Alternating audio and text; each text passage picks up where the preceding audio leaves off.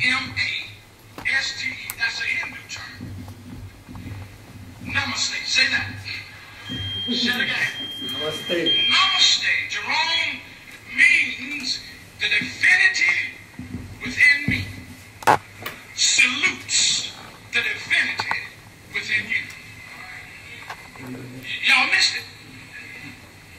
Namaste means the divinity within me salutes the divinity within you. Now, flag, this simply means I recognize that Bobby has some God in him.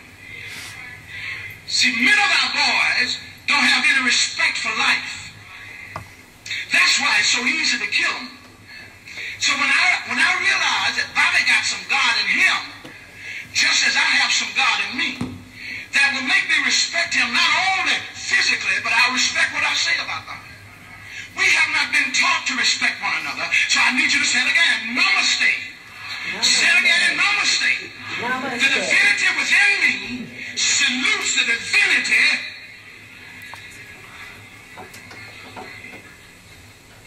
In the teaching going on here today. And maybe that's why we have been mistreating one another for much too long.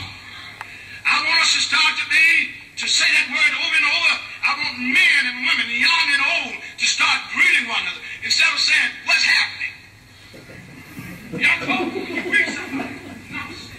Say it, say it. Namaste. Say it again. Namaste. What does that mean? So don't go, what's happening, bro?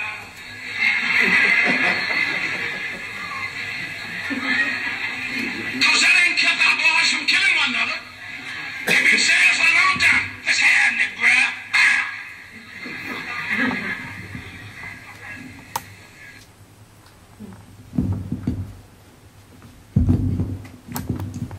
That's not just entertainment. There's a profound teaching in that, and that is always, that's my evidence that what I said is true. Somewhere he got this and found it valuable, and not just valuable as a kind of exotic greeting, but valuable because there's a teaching in there. There's a teaching in Namaste. And it's very different from the theology that Christian preachers usually give out. That's the kind of change that the Vedic teachings have brought to America, only he does it in a more entertaining way than I could. I'm going to give a quick history lesson, and because my book is 350 pages long, I could talk for hours. In fact, I'm giving an entire weekend of this at the Kripalu Yoga Institute in November, so I have to be restrained from trying to say too much. It begins in America with Ralph Waldo Emerson. Back in the early part of the 19th century, when he was a boy in Boston, his father, who was a Unitarian minister, was among the people who were starting to read for the first time decent translations and commentaries about the Vedic tradition. First Gitas, first commentaries on various scriptures. Emerson was raised with his father having discussion groups about these teachings. And then when he was at Harvard as a student, it became more pronounced in his life, and that grew into his years as a grown-up philosopher who essentially created an American philosophy. Emerson has been called the American Plato or the American Socrates. I think of him as the American Shankaracharya. He he brought a non-dual Advaitin kind of perspective to Western teachings about religion and spirituality, and broke with his own tradition accordingly. His imprint on American life for 200 years has been incredibly profound. So, as I say in American Veda, if no other American had ever had any contact with Vedic teachings, the effect would still be strong because of him. This is a terribly important moment when he started studying these texts. And the first person that he had a huge impact on was Henry David Thoreau. How many have read Emerson or Thoreau? I would suggest reading. Knowing what I just told you, if you go back and read some of Emerson's later essays, like Nature and the poem Brahman, you'll see the influence. And if you read Thoreau's Walden, you'll see that he speaks in glowing terms about reading the Gita every morning. He borrowed it from Emerson and had it with him. I think he was probably the first American to publicly call himself a yogi. And you'll see, I interviewed more than 300 people for my book. And I would ask them how they first were exposed to the teachings of India. And a lot of them said that when they were in college and they read Walden, they thought, well, if Thoreau read this thing called the Bhagavad Gita, then I should go get me a copy. So you could see the impact. And it goes on today because people in American high schools and colleges are assigned to read Emerson and Thoreau on a regular basis. Walt Whitman, who was kind of the founding poet of American poetry, also was deeply affected by what he read about India. I quote his poem, Passage to India, at the very beginning of American Veda. And then moving on into the later part of the 19th century, you see the teachings start to impact some of the metaphysical teachers who created metaphysical movements like Theosophy. This is Madame Blavatsky, who started Theosophy, and Christian Science. The textbook of Christian Science, which is extremely famous, had quotes from the Gita in it in the first few editions, and they were later taken out. And later you see in the beginning of what's called the New Thought movement, people like Charles and Myrtle Fillmore, who started the Unity Churches, and Ernest Holmes, who started Science of Mind, or Church of Religious Science.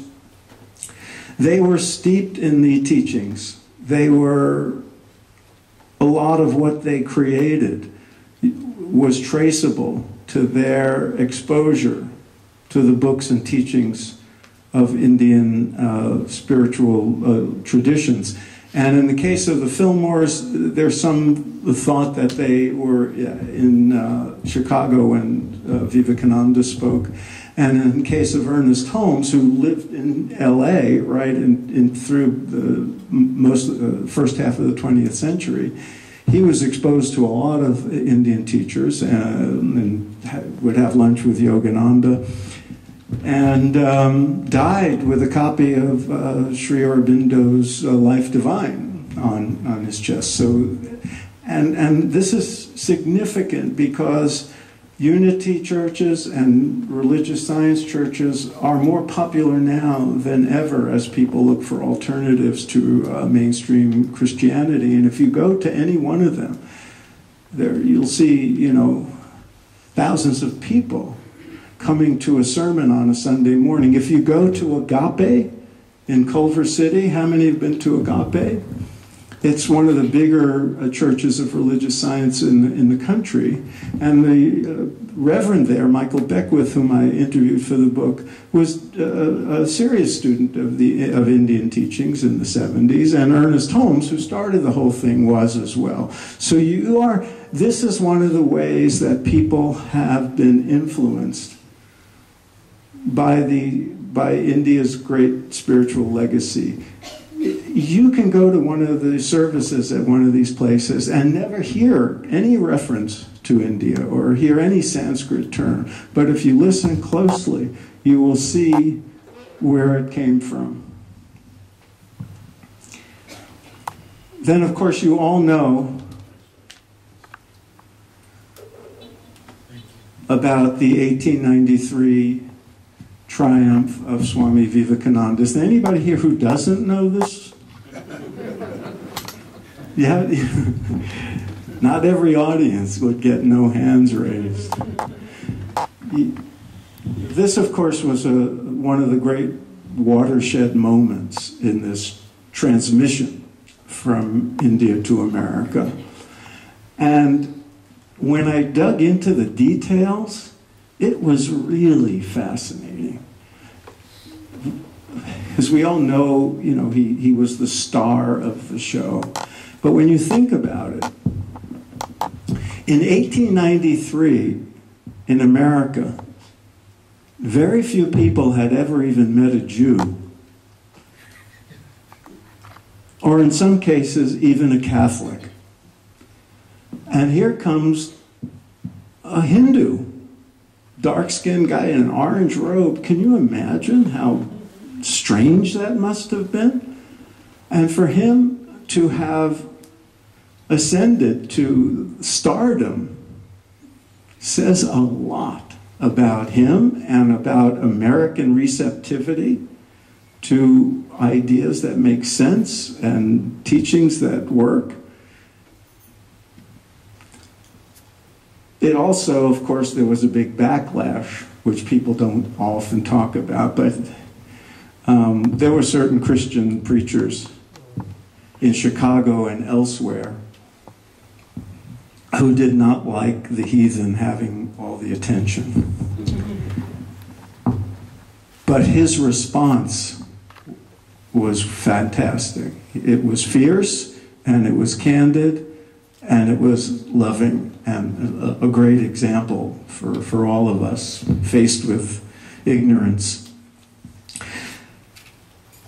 You all know that in his short time here, he accomplished a lot, and among the things he accomplished was starting the chain of centers of the Vedanta Society. In the coming decades, those centers, the Vedanta centers, were pretty much the only game in town for Americans who found themselves drawn to the Vedic teachings.